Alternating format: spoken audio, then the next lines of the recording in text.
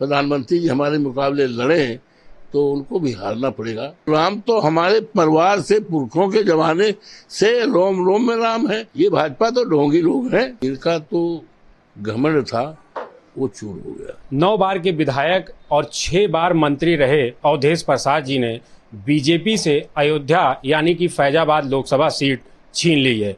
हम उनसे बातचीत करते हैं कि आखिर कौन सी ऐसी रणनीति थी जिससे उन्होंने बीजेपी के उस सीट्स को छीना जिसके मुद्दे पर वह पूरे देश में आई। मैं अपना सौभाग्य मानता हूँ माननीय अपने राष्ट्रीय अध्यक्ष अखिलेश यादव जी को, और हम तो जो है शेड्यूल कास्ट में आते हैं, I belong to schedule caste, तो वो सामान्य सीट से हमको उन्होंने दिया है और मैं उनका अभिनंदन करता हूँ, स्वागत करता हूँ और बधाई देता हूँ।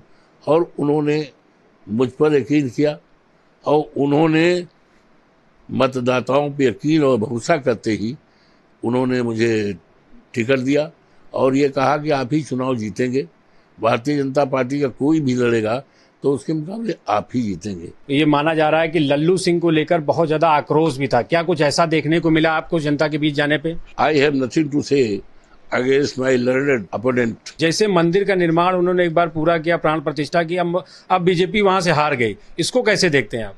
बीजेपी वहां से हार गई तो बीजेपी का हार का कारण जनता से पूछे जाकर, जो मतदाता हैं उनके ऊपर कितनी तकलीफें ढाई गई, उनका घर तोड़ा गया, उनको उजाड़ा गया, उनकी जमीन ले ली फोकट में, करोड़ों रुपए जमीन ले ली, और किसी ने अगर जवान उठाया तो उनको धमकी दी गई FIR। सिर्फ अयोध्या में आपको वोट नहीं मिला और सभी विधानसभा या सभी क्षेत्र में मिला। पिछले आंकड़ों में अगर देखें तो अयोध्या के विधानसभा अयोध्या में काफी वोट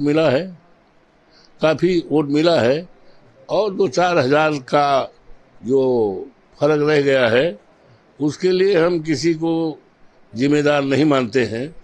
हाँ, थोड़ी बड़ी कहीं से चूक हो गई रही होगी, और वो अयोध्या की जो 4-5 हजार वोट की कमी है वो हार नहीं है, वो जीत है। जिस अयोध्या से भारतीय जनता पार्टी पूरे देश में घमंड करती थी, कहते हम मंदिर बनवाए हैं, हम राम हैं, हम राम को लाए हैं।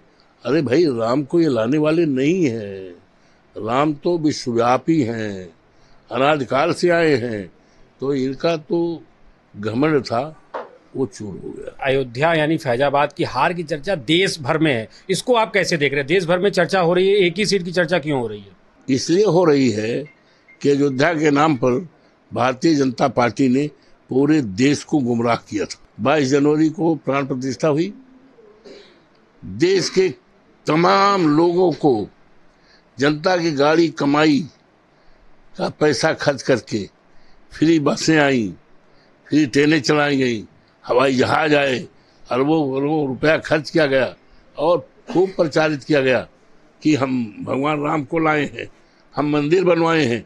इसकी चर्चा भारतीय जनता पार्टी ने पूरे देश में और 18 घंटे तक लाइव चला पूरे देश दुनिया में, तो लोगों को ताजुब तो होगा ही। एक बहुत बड़ी चीज निकल के आ रही है, आपने चुनाव जीता तो एक सोशल मीडिया प्लेटफॉर्म पे, अलग अलग प्लेटफॉर्म पे गाली बक्की जा रही है, भरा बुला कहा जा रहा है, उल्टे सीधे शब्द कहे जा रहे हैं, इसको आप कैसे देखते हैं? ऐसा कहने से क्या मिल रहा है लोगों को? ऐसे लोग, जो लोकतंत्र में ये मर्यादा है कि लोकतंत्र में लोग वोट जिसको अपनी इच्छा के अनुसार, अपनी राय के अनुसार दें, तो इस तरह के लोग जो भला बुरा कह रहे हैं, मैं समझता हूँ ये बाबा साहब भीमराव अंबेडकर के उस मताधिकार के अधिकार पर आक्षेप है और लोकतंत्र के ऊपर आक्षेप है। इससे इस देश में लोकतंत्र कमजोर होगा। चुनाव के दौरान आपको कभी ऐसा लगा कि आप जीतने के लिए आश्वस्त थे, आपको मालूम था कि हम जीत रहे हैं? 100%, not only my self but my leader Akhilesh Yadav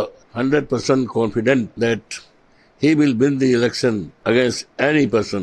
यहाँ तक चर्चा बढ़ी कि मोदी साहब चुनाव लड़ेंगे, भारतीय जनता पार्टी के लोग बड़े खुश थे, हम भी खुश थे कि ये तो अच्छा समय आएगा। हम जानते थे जनता की मिजाज, जनता की भावना, जनता की कृपा आशीर्वाद हमारे साथ था, तो मैं जानता था कोई भी लड़ेगा, हमारे नेता पहले कर चुके थे, तो मैं तो बहुत ही ये था कि अच्छा हो, आदरणीय प्रधानमंत्री जी हमारे मुकाबले लड़े तो उनको भी हारना पड़ेगा, क्योंकि जनता के विचारों के आधार पर मैं बोल रहा था। मैं कोई ज्योतिषी नहीं हूँ। कि अखिलेश यादव जी अभी तक राम मंदिर का दर्शन करने नहीं गए, क्या इसको लेकर कोई बातचीत हुई है? भविष्य में जाएंगे, कोई चर्चा? Question does not arise. हमारे नेता बहुत पहले कह चुके हैं, उनको इनवाइट नहीं किया गया। आप राम मंदिर कह रहे हैं, तीसरे चौथे दिन देखने जाता था। हमारा जन्म ही हुआ है। हमारे ग्रैंडफादर का नाम राम नेवल, हमारे पिताजी का नाम दुखी राम, हमारे भाई का नाम राम अवध, हमारे मामा का नाम परशुराम, हमारे ससुर का नाम राम सेवक। तो राम तो हमारे परिवार से, पुरखों के जमाने से रोम रोम में राम है। ये भाजपा तो ढोंगी लोग हैं, ये तो ढोंगी लोग हैं। इसको क्या मतलब है? इनके गांव, इनके बाप दादों के नाम में कहीं नाम लिखा होगा? इनका हम किसी के परिवार के बारे में नहीं कहना चाहते, लेकिन किसी के राम नहीं है। राम अगर इस्तेमाल हुआ है तो अवधेश प्रसाद के बाबा, दादा, भाई, माँ सबके ये है। हमसे ज्यादा कोई राम भक्त हो सकता है? कि लल्लू सिंह से कोई बातचीत हुई, उनकी हार के बाद मुलाकात हुई, कोई चर्चा आपसे? ऐसा है, मेरा सौभाग्य है या मेरा काम करने का तरीका है। हमारे मुकाबले जो भी लड़े हैं चुनाव 74 से लगातार आज तक, हम अपने किसी अपोनेंट जो हमारा चुनाव लड़ते हैं, अपनी सभाओं में उनका नाम नहीं लेते, उनके बारे में कोई गलत टिप्पणी नहीं करते। हम केवल आलोचना नीतियों करते हैं, कार्यक्रमों की। हम सरकार में आएंगे तो क्या करेंगे। तो ये हमारे साथ बात करने के लिए अवधेश प्रसाद है, जिनका साफ कहना है कि राम मेरे रोम रोम बसे हैं और बीजेपी जो है वो ढोंग करती है। फरीदुल हसन के साथ आदित्य तिवारी, दैनिक भास्कर, लखनऊ।